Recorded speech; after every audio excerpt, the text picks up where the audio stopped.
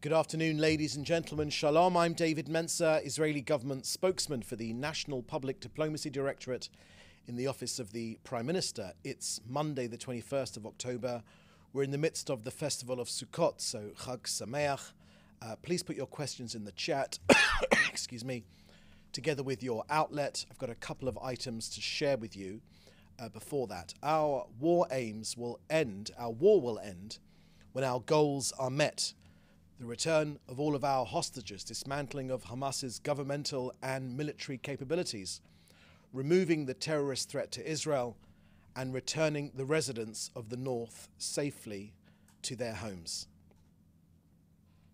Firstly, here are the latest casualty figures from Israel's north. These are casualty figures from within Israel. A total of 59 people have been killed from Hezbollah fire into Israel.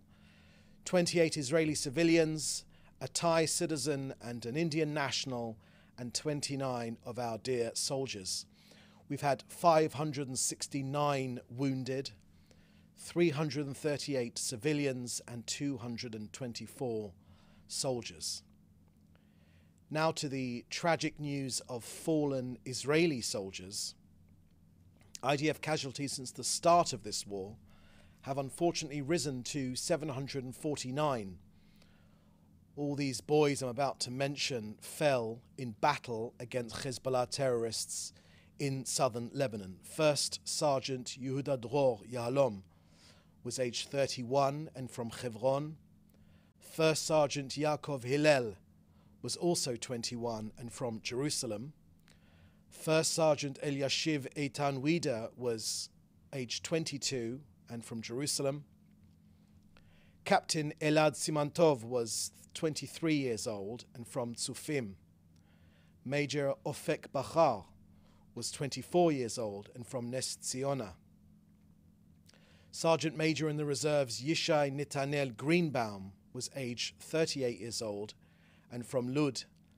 He succumbed to his wounds after being severely wounded on October 9th. Next, these soldiers fell in northern Gaza. Sergeant Elishai Young was just 19 years old and from Dimona. His funeral took place just this morning. First Sergeant Ofir Berkovich was aged 20 and from Modi'in. And finally, Colonel Achsan Daksa was aged 41 years old and from the Druze town of Daliat HaKarmel. He commanded the 401st Division. Both the Prime Minister and the Defence Minister and the entire country expressed their condolences from the bottom of our hearts to the families of our heroes who fell in battle in southern Lebanon and Gaza. They unfortunately join our heroic and brave soldiers who have fallen in this war for Israel's very existence. The Prime Minister and Defence Minister paid tribute to the commander of the 401st Armoured Brigade, the late Colonel Achsan Daksa, who fell yesterday. His funeral will be this afternoon. Achsan was a hero of Israel, said the Prime Minister, a warrior and a commander, a model figure for the everlasting covenant of life with Israel's Druze community. The Prime Minister said he chose to invest all of his energy in the security of Israel and all of our citizens. He sent his condolences to his wife Hoda and his children Amari, Rif and Yasmin. We pray for the recovery of our wounded heroes. From the first day of the terrible massacre of October 7th, the 401st Armoured Brigade fought and stopped the onslaught of the terrorists, putting themselves between the terrorist army onslaught and the people of Israel. From that day until this, our armed forces have not stopped our offensive to eliminate Hamas and bring home our hostages. Under the command of Major General Achsan, the fighters and commanders of the brigade showed creativity, always striving for victory, and above all, bravery. Their mission is the mission of all of us, to eliminate Hamas, to return all of our hostages, and to return our residents to the north and the south safely to their homes in Israel's sovereign territory. This is the will of our heroes. This is our mission May our fallen and blessed be blessed and remembered in our hearts forever.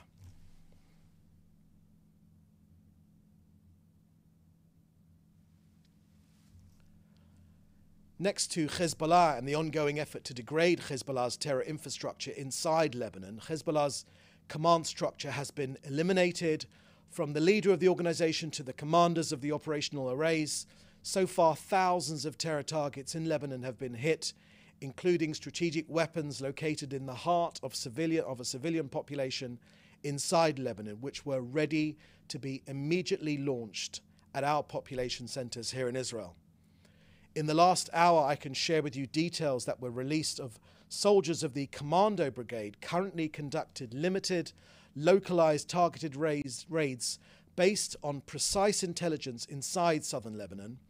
Our troops located a storage facility in the area containing dozens of rockets, also grenades, machine guns, military vests and helmets, and other combat equipment belonging to the Hezbollah terrorist organization.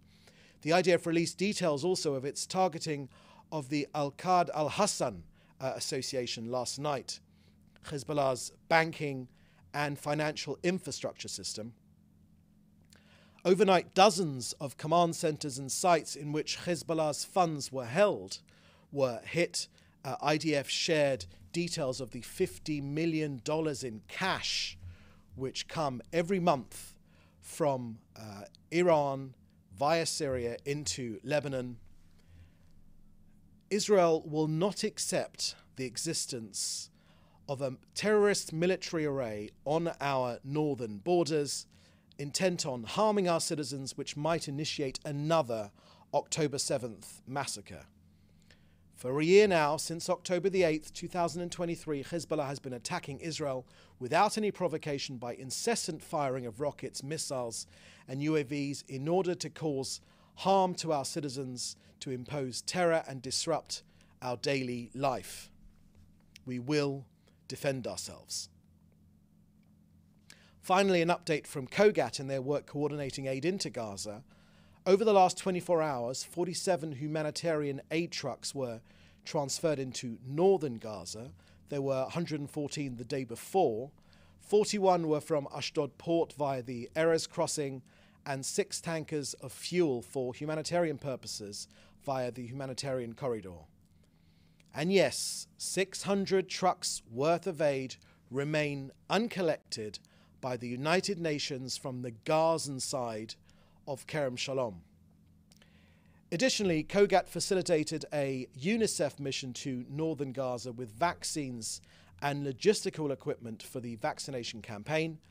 90,716 children were vaccinated yesterday against the polio virus. Altogether, 235,918 children have received the vaccination in southern Gaza. COGAT holds a daily assessment with the World Health Organization and UNICEF to understand the upcoming needs for the continuation of the vaccination campaign inside northern Gaza. 12 bakeries are operational in Gaza, with 4 bakeries in northern Gaza and 8 bakeries in southern Gaza, producing close to 3 million pita loaves every day. Israel will continue facilitating humanitarian aid and responses across Gaza. You can get all the details of Israel's humanitarian efforts on COGAT's website. So that's the end of our briefing today. Questions in the chat, please, together with your outlet, and we'll take them now. First question from Joel Pollack from Breitbart News. Modem L'Simcha. Thank you, Joel.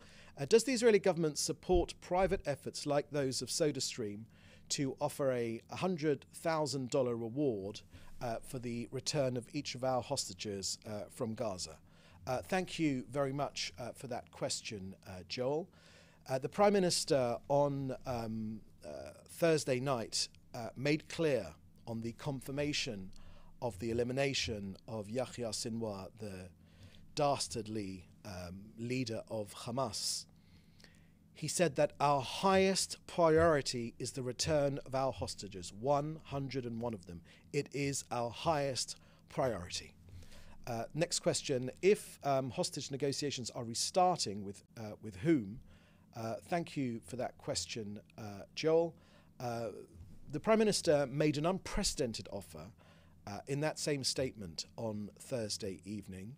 He made the offer, and the Hamas terrorists would do well to take this offer. The offer he made was that our hostages should be released without harm.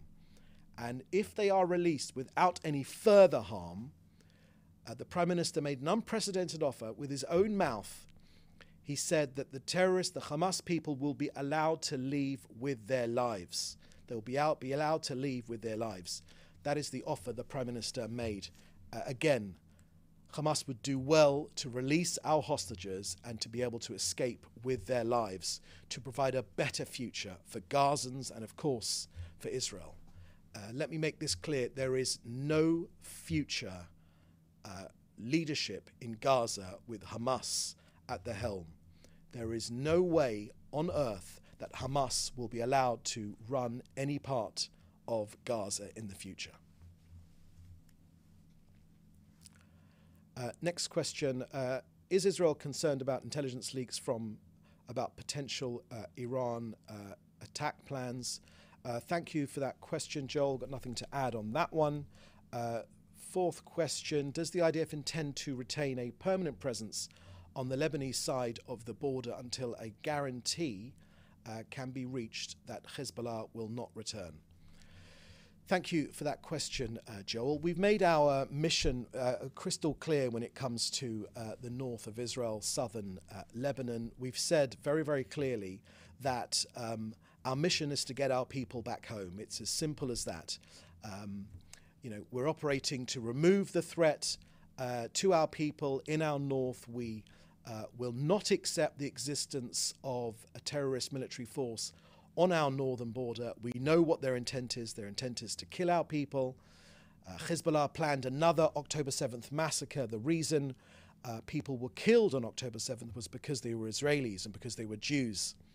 Now, the Hezbollah fire upon us, and their plan, called Conquer the Galilee, had the same objective, except they are better armed, better organized, and wanted to kill even more Israelis.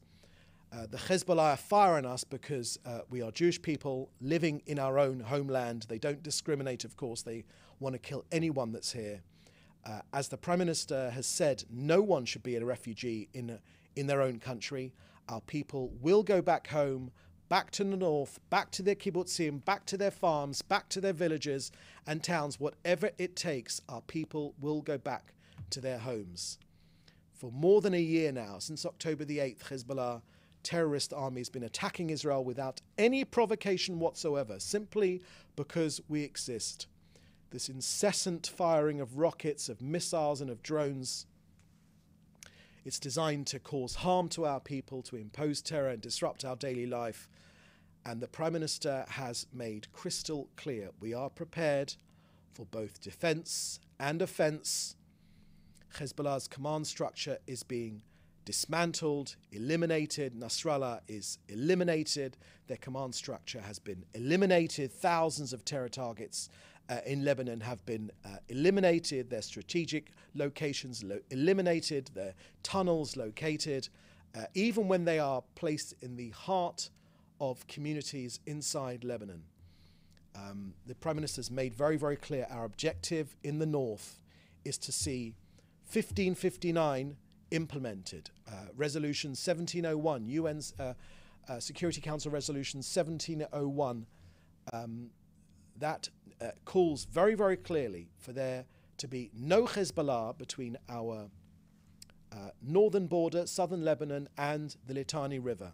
They should not be there. That is what our objective is, to get our people home. Next question from David Clement from the News Forum. Can you provide comment or context as to the purpose on the strikes of the Al-Qad, Al-Hassan branches? Yes, thank you for that question, David Clement from the News Forum in Canada. The IDF yesterday gave a fairly comprehensive briefing on the organization of the Al-Qad, Al-Hassan branches, the association. The IDF made absolutely clear that this association is used to bankroll Hezbollah. The IDF have released details of the $50 million in cash, which comes from Iran every month, at least every month. We are aiming to disrupt that flow of money, which allows the Hezbollah leadership to replenish its arms, to replenish its supplies, to pay its terrorist fighters. We know from the terrorists which we have captured that morale is sinking, it is dissipating. We know that many of these Hezbollah terrorists fight for the money, so we're disrupting their financial infrastructure. And absolutely key, right at the center of this effort, was the Al-Qad Al-Hassan Association. It was their banking system, which is precisely why we targeted them last night. They're also on the US sanctions list as well. But for more information, I recommend that you contact the IDF, who have given a fairly comprehensive briefing on, including Daniel Hagari last night, on this terror network banking infrastructure, which we sought to disrupt last night with some extensive bombing of those branches. At the same time, we advised civilians to get out of harm's way, because again, our battle is directly with the Hezbollah terrorists and not with civilians. Next question from Dina Kraft from the Christian Science Monitor. What are the war aims of the government at this point in Gaza now that Sinwar has been killed and Hamas is in disarray? Is a ceasefire a priority?